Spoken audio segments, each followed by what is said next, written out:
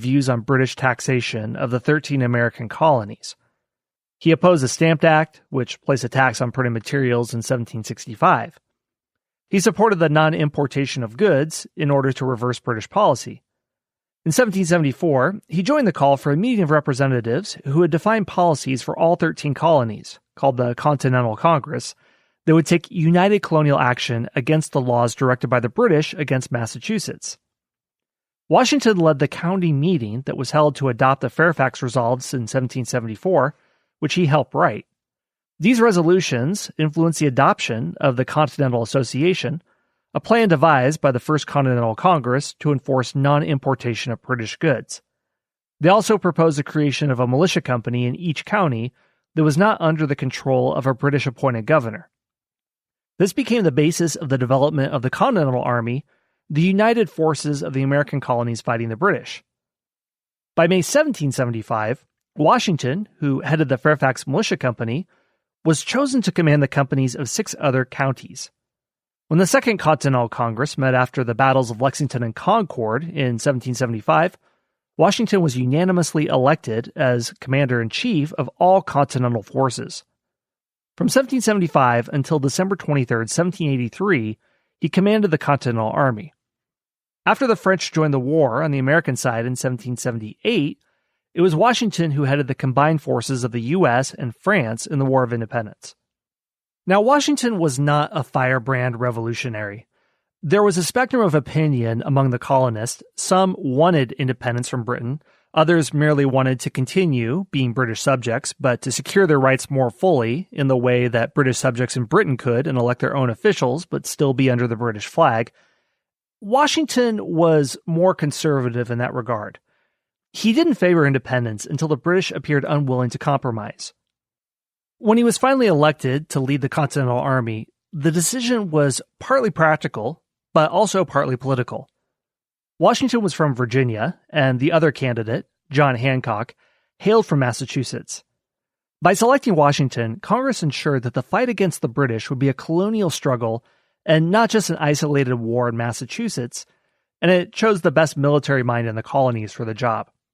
Washington humbly accepted and refused a salary, asking only that Congress repay his personal expenses made on behalf of the Army at the end of the war. His unpretentious nature has been construed by some modern historians as insincere and opposed, and he was politicking for power. But when he relayed the news of his appointment to his wife, Washington had the same humility. There wouldn't really be a good reason for him to be disingenuous to Martha Washington. And he inherited an army that was little more than a ragtag militia, and faced with the terrible task of being trained and equipped and put into position to take on the best trained and equipped army in the world, the British. He constantly had problems of supply, pay, morale, discipline, and political intrigue against him throughout the entire war. The worst period of the war was in the beginning. Most of the men who held Boston in 1775 wanted to return home when their terms of enlistment expired, and Washington complained that the New England militia took provisions without service and had an unchecked avarice. He wrote, "There is no nation under the sun that pays more adoration to money than they do." Of course, by nation, he meant New England. And some of his biggest mistakes during the war can be attributed to bad morale and expired enlistments. He rarely had a unified veteran army to place in the field. After the campaign in Boston in 1776 that forced the British to evacuate the city, Washington moved south to fortify New York. He had 10,000 men and was instructed to defend 16 miles of coastline against 30,000 British troops and 100 warships. He didn't have a navy or many experienced officers, and the Continental Army suffered setback after setback in New York as British regulars and Hessian mercenaries overwhelmed the undersupplied and underdisciplined American forces, and many Hessian soldiers simply hacked them to bits with their bayonets. It was really brutal in the New York campaign.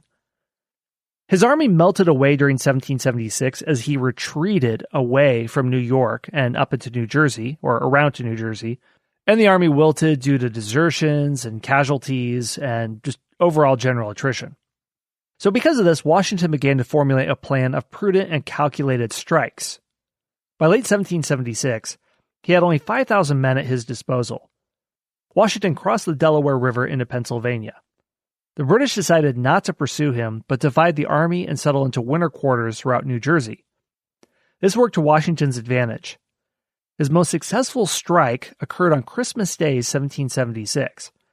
The army crossed the Delaware River under the cover of darkness during ice storms and surprised a Hessian regiment in Trenton. His troops fought a determined battle and killed or captured the entire Hessian detachment. This is at a time when the American forces were at their low point, and the British really didn't expect something like this to happen. But the single blow rallied his men, and after a later success at Princeton, it forced the British to evacuate New Jersey. He led 2 strikes on the British in the fall of 1777, one at Brandywine Creek and one at Germantown, Pennsylvania.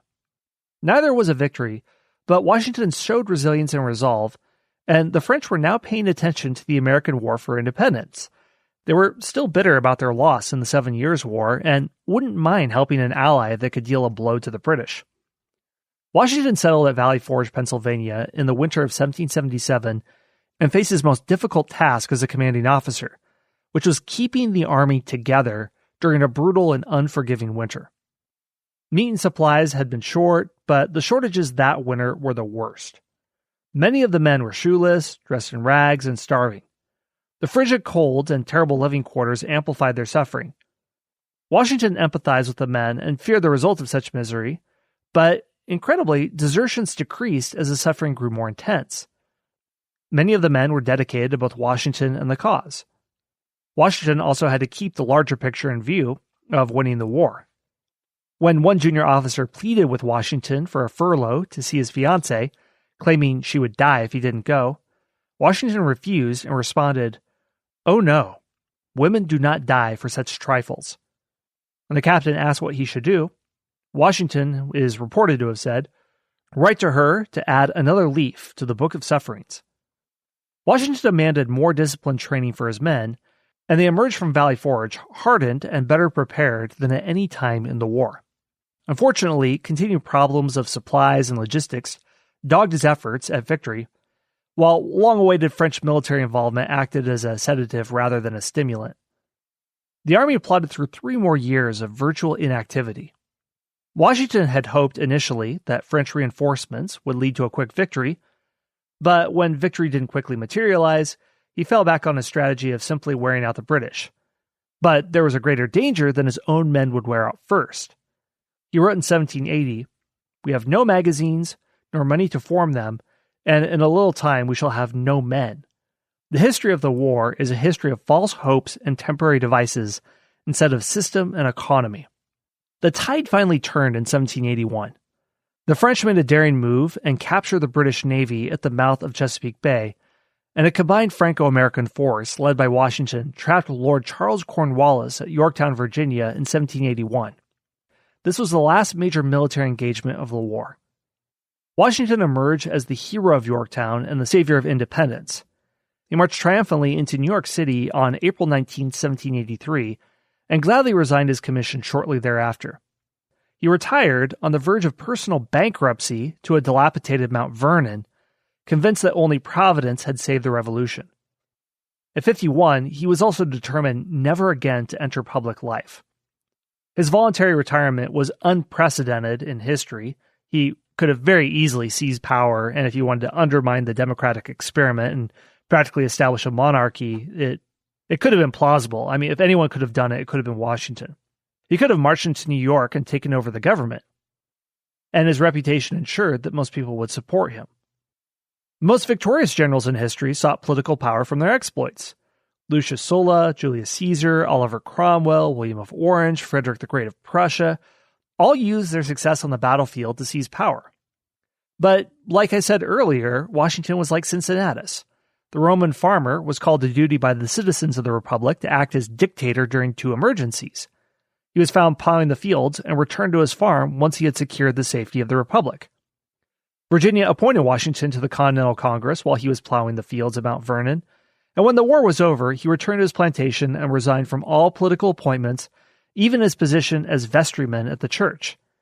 He wanted to secure American liberty by ensuring a separation between military power and civilian power. Hey everyone, Scott here. We're going to take a very short break for a word from our sponsors.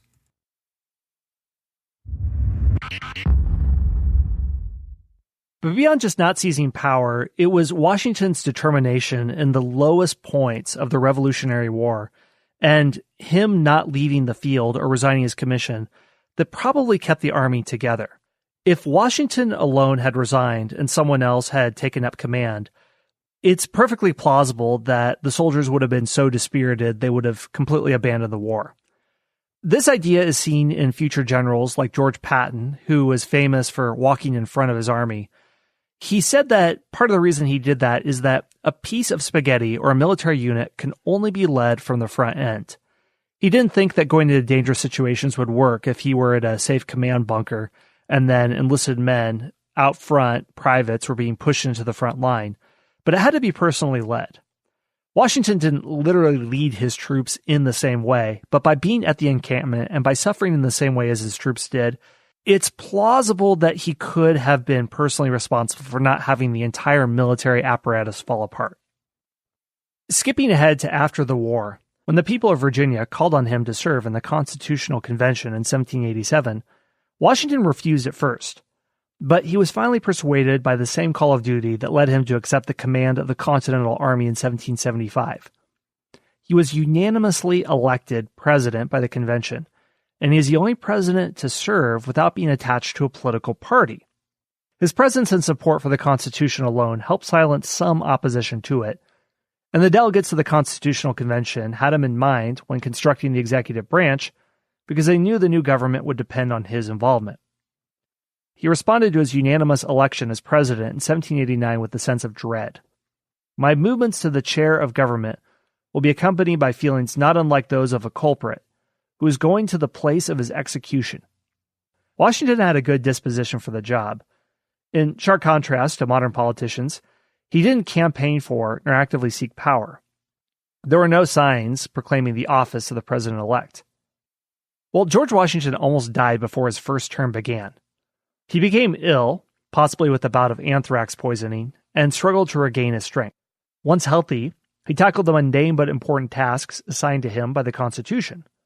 With the help of his Secretary of War, Henry Knox, Washington began to shore up Indian relations and solidify the defensive capabilities of the new United States.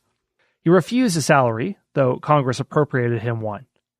He accepted the title Mr. President and turned aside the more flowery suggestions offered by John Adams, his vice president. Above all, Washington wanted the United States to be respected on the international stage, and that required a strengthening of government in his view. Washington determined to surround himself with bright, able individuals. He chose his good friend from Virginia, Thomas Jefferson, as Secretary of State, and two former military subordinates, Henry Knox and Alexander Hamilton, as Secretary of War and Secretary of Treasury, respectively. Washington believed he was better prepared for foreign and military affairs than anyone in the U.S., so Jefferson and Knox essentially became glorified secretaries. Washington was also aware of his limitations and let Hamilton run the new Treasury Department with little interference. This helped lead to Jefferson's resentment and later resignation. And Jefferson was embittered and spread rumors about Washington throughout his life. When bitter disputes arose between Jefferson and Hamilton over the proper power of the new central government, Washington asked both men to compromise. They did on the matter concerning the federal government's assumption of state debt and on the location of the new national capital, but they couldn't come to an agreement over Hamilton's proposed economic system, which included a central bank. Washington tried to mediate and believed he was acting in the best interest of the United States by siding with Hamilton. His relationship with Hamilton grew closer, while Jefferson began to distance himself from the first president, and by 1793, Jefferson had resigned his position and was back at Monticello in retirement.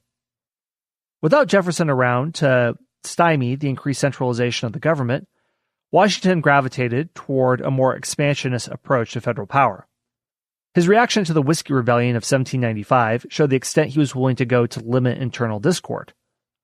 When farmers in the western part of Pennsylvania resorted to violence to protest Hamilton's excise tax on distilled spirits, Washington personally led a militia of 10,000 men to the troubled region in an unprecedented display of American force.